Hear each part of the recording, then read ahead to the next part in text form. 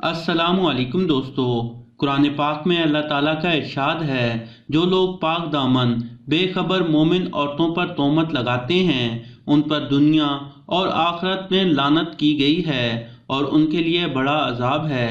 उसने भीख मांगने के लिए हाथ फैलाया था, मगर सामने खड़ी हुई औरत ने उसे लान तान शुरू कर दी थी। वो औरत की बात को नजरअंदाज करते हुए आगे खड़े एक नौजवान तक जा पहुंचा। वो नौजवान शक्ल से ही औबाश लग रहा था। जैसे ही मंगते ने उसके सामने हाथ फैलाया तो उस औबाश नौजवान ने मंगते के हाथ पर थूक दिया।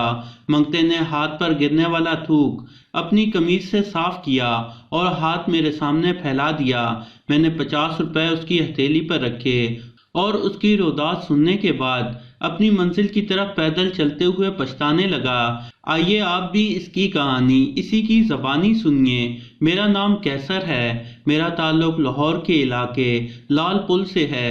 मेरे वालिद साहब वापडा में एक अच्छे ओहदे पर हैं। हम 2 भाई और फैमिली के कुल 4 मेंबर थे। मेरे भाई की शादी सबा नामी लड़की से हुई। सबा का ताल्लुक एक गरीब घराने से था, मगर वो हाफिज़े कुरान और आलमा थी। हर मुमकिन शरई अहकाम को मद्देनजर रखती थी, यहाँ तक कि मेरी मौजूदगी में भी दुपट्टे को स्कार्फ बनाकर ओढ़ लेती थी। मैंने एक दो बार सबा को घर में इतना बापर्दा रहने से मना किया तो सबा ने हंसकर मेरी बात टाल दी, मगर अपनी आदत न बदली। हत्ता कि एक बार सबा, भाई और मेरे वालिदैन डाइनिंग टेबल पर बैठे खाना खा रहे थे। मैं दाखिल हुआ तो सबा का दुपट्टा गले में था, मगर जैसे ही सबा को मेरी आमद की खबर हुई तो उसने दुपट्टे का स्कार्फ बनाकर कर लिया। पता नहीं मुझे क्यों सबा की ये बात नागवार गुजरी। मैंने वालिदैन और भाई से सबा की इस हरकत की शिकायत कर दी। इससे पहले कि वालिदैन या भाई में से कोई बोलता, सबा बोल पड़ी और कहा, मुझे गैर महरम से पर्दे का हुक्म अल्लाह ताला देता है और देवर गैर महरम है, बल्कि देवर के रिश्ते को औरत के लिए 2 धारी तलवार कहा गया है। सबा ने पर्दे और अपने दिफा में आयात और हदीसों के हवाले देना शुरू कर दिए। मजहबी मामला होने की वजह से सब लोग सबा के हिमायती बन गए। मैं वक्ती तौर पर खामोश हो गया, मगर दिल में सबा को सख्त सजा देने का फैसला कर लिया और मौका तलाश करने लगा। एक दिन जब घर में कोई मौजूद नहीं था, सिर्फ सबा और मैं घर पर थे, तो मैंने तमाम रिश्ते नातों को बिलाए ताक रखते हुए सबा की इज्जत को पामाल करने की कोशिश की, मगर नाकाम हो गया। तो घर में मौजूद जनरेटर में पड़ा तेल उठाकर सबा पर छिड़का और उसे आग लगा दी और अपने कमरे में जाकर लेट गया। सबा की चीखों पुकार सुनकर हमसाए और अहले मोहल्ला आ गए, मगर तब तक सबा बेहोश हो चुकी थी। मोहल्ले वालों ने सबा को हॉस्पिटल पहुंचाया। तब तक मैंने कॉल करके अपने वालिदैन को बता चुका था कि सबा ने मुझे गुनाह की दावत दी है और कहती है कि तुम्हारा भाई नामर्द है, वो कभी बाप नहीं बन सकता, वगैरह वगैरह। और साथ ही ये बता दिया कि मैंने सबा की बात मानने से इनकार कर दिया। तो सबा ने कहा कि मैं तुझे ऐसा सबक सिखाऊंगी कि तू किसी को मुंह दिखाने के काबिल नहीं रहेगा। और मैं सबा की बात सुनकर बिना कोई जवाब दिए घर से निकल गया। मेरी बात सुनकर मेरे वालिदैन ने कहा, हम आ रहे हैं। मोहल्ले वालों ने सबा को हॉस्पिटल पहुंचाने के बाद मेरे भाई को इतला दी, मगर मेरे भाई को सबा की आग से जलने की इतला मिलने से पहले मेरे वालिदैन मेरी बात बता चुके थे और मेरा भाई वालिदैन की बात पर यकीन कर चुका था।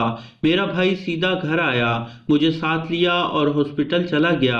हॉस्पिटल में सबा बेहोश पड़ी थी, जबकि माँ सबा के कदमों में बैठी रो रही थी। तीसरे दिन सबा को होश आया और इससे पहले कि सबा के हवास बहाल होते, मेरे भाई ने मुझे सारी बात सबा के सामने दोहराने का कहा। तो मैंने एक बार फिर सबा पर बहतान बांधते हुए सारी बात दोहरा दी। मेरी बात सुनकर सबा कुछ बोलने ही लगी थी कि मेरे भाई ने सबा को टोक दिया और वहीं खड़े खड़े तलाक दे दी। मेरे कानों में सबा के जो आखिरी अल्फाज पड़े वो कुरान मजीद की आयत का तर्जमा थे, जो सबा ने मेरा नाम लेकर पुकारते हुए कहा था, याद रखना मेरा अल्लाह फरमाता है, जो लोग पाक दामन बेखबर मोमिन औरतों पर तोहमत लगाते हैं उन पर दुनिया और आखिरत में लानत की गई है और उनके लिए बड़ा अजाब है, और मेरा अल्लाह कभी गलत नहीं फरमाता।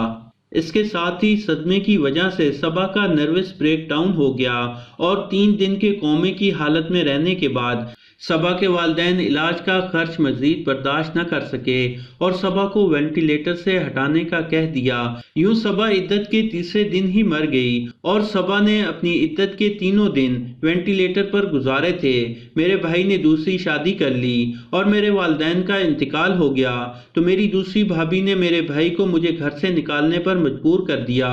میرا بھائی انکار کرتا رہا، یہاں تک کہ میری بھابھی کو یقین ہو گیا کہ میرا بھائی اس کی بات کبھی نہیں مانے گا، تو میری بھابھی نے مجھ پر عزت لوٹنے کا الزام لگا دیا۔